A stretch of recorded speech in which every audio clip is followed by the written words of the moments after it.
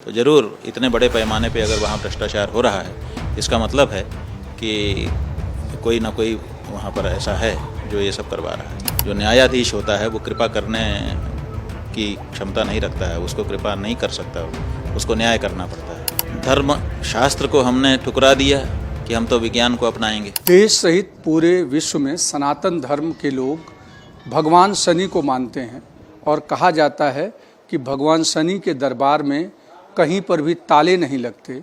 लेकिन महाराष्ट्र सरकार ने ये दावा किया है कि खास करके वहाँ पर शनि मंदिर जहाँ है शनि शिंगणापुर में, वहाँ पर करीब 2500 कर्मचारी ऑन पेपर हैं जो ग्राउंड पर नहीं हैं और उनकी पगार शनिदेव के भंडारे में से जाती है, कोष से जाती है।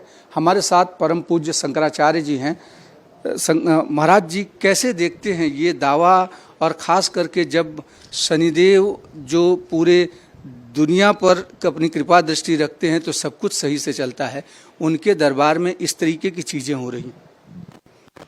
देखिए, पहले तो हम आपको बताना चाहेंगे कि देवता कृपालु होते हैं, ये बात सही है, लेकिन शनि एक ऐसे देव हैं, वो न्याय में विश्वास ज़्यादा रखते हैं, वो कृपा में विश्वास नहीं रखते हैं। जो न्यायाधीश होता है वो कृपा करने की क्षमता नहीं रखता है, उसको कृपा नहीं कर सकता, उसको न्याय करना पड़ता है। तो शनि देव न्याय के देवता हैं, इसलिए उनकी कृपा मत समझिए। उनका अपराध अगर कोई कर रहा है तो उसको कड़ा दंड मिलने वाला है, ये निश्चित है, कोई कृपा नहीं हो पाएगी। सरकार जो कल उन्होंने विधानसभा में मुख्यमंत्री ने खुद कहा कि भगवान शनि और देवता के नाम पर इस तरीके की आपराधिक प्रवृत्ति अगर कर रहे हैं और उसमें इस तरीके की चीज़ें कर रहे हैं तो उनको देवता भी माफ़ नहीं करेंगे। सरकार की बात क्या है? बिल्कुल सही कहा, क्योंकि हमने अभी आपको बताया कि शनि जो हैं वो न्याय के देवता हैं और अन्याय को स्वीकार किसी भी दशा में नहीं कर सकते हैं और दंड देने में भी वो कठोर हैं। तो कठोर दंड उनको मिलेगा जिन्होंने शनि देवता के नाम पर भ्रष्टाचार किया या करवाया है। ये भी देखिए, केवल किया पे नहीं जाइए, क्योंकि केवल किया नहीं होता है, कोई करवाने वाला भी होता है, तब होता है, करने वाला तब कर पाता है। तो ज़रूर इतने बड़े पैमाने पे अगर वहाँ भ्रष्टाचार हो रहा है, इसका मतलब है कि कोई ना कोई वहाँ पर ऐसा है जो ये सब करवा रहा है। महाराज जी, एक सवाल जो अभी आपने हम सबको प्रवचन के दौरान, A2 गाय के दूध और A1 गाय के दूध में क्या अंतर है और किस तरीके से वैज्ञानिकता के तौर पर, चूँकि आम आदमियों तक ये सब चीज़ें नहीं पहुंच पाती और आपके मुखारबिन से अगर जाएगा तो चीज़ें और बेहतर लोग समझ पाएंगे। असल में वैज्ञानिकों ने तो ये स्पष्ट कर दिया है और धार्मिकों ने भी पहले से स्पष्ट किया हुआ है, लेकिन धर्म शास्त्र को हमने ठुकरा दिया कि हम तो विज्ञान को अपनाएंगे और विज्ञान को भी ठीक से अपना नहीं पा रहे हैं। धर्म को छोड़ दिया और विज्ञान को अपना नहीं पा रहे हैं। तो ऐसी परिस्थिति में हम घाटा किसका कर रहे हैं? अपना ही कर रहे हैं। तो धर्मशास्त्रों ने पहले से ही कहा था कि शासनादिमत्वम गौर लक्षणम, शासना और ककुद जिसमें है वो गाय, और बाकी जो गाय जैसा दिखे वो का गो सदृशो गवयः, गाय के जैसा जो दिखे लेकिन गाय ना हो उसको गवय कहिए, गाय मत कहिए। अब हमने गाय और गवय दो शब्द भुला दिए धर्मशास्त्र के, हमने सबको गाय कहना शुरू कर दिया। जो गाय जैसा है वो भी गाय और जो गाय है वो तो गाय है ही है। तो इसका परिणाम ये हो गया कि गाय और गवय दोनों मिल गए। जैसे खेत में फसल के साथ साथ घास भी उग जाती है, तो जो चतुर किसान होता है वो तो घास को निकाल करके फेंक देता है और फसल की रक्षा करता है, क्योंकि जानता है कि अगर हम दया करेंगे और घास को भी साथ में ही उगने देंगे तो ये फसल को दबा देगी, घास ऊपर उठ जाएगी।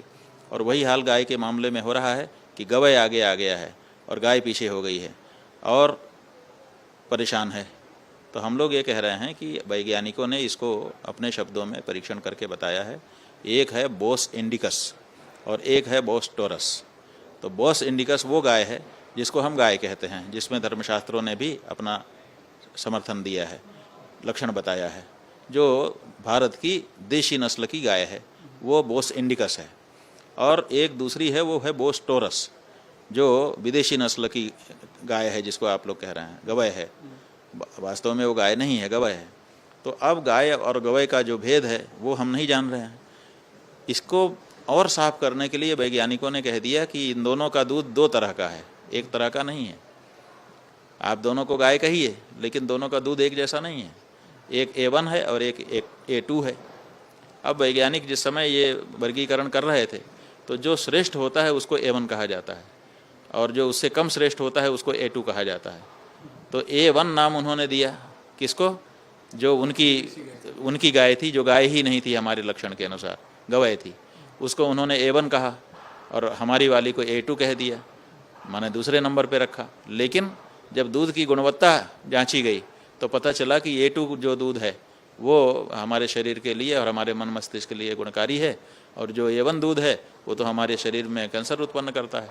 तो ऐसी परिस्थिति में अब जागरूकता इस बारे में बढ़ रही है और लोग जान रहे हैं कि क्या गाय है और क्या गवय है, क्या बोस इंडिकस है, क्या बोस टोरस है, और A1 और A2 दूध का क्या अंतर है। A1 दूध अगर 100 रुपये में मिल रहा है तो A2 दूध 200 या 300 या 500 में मिल रहा है। ऐसी परिस्थिति हो गई है। तो क्योंकि उसकी गुणवत्ता है।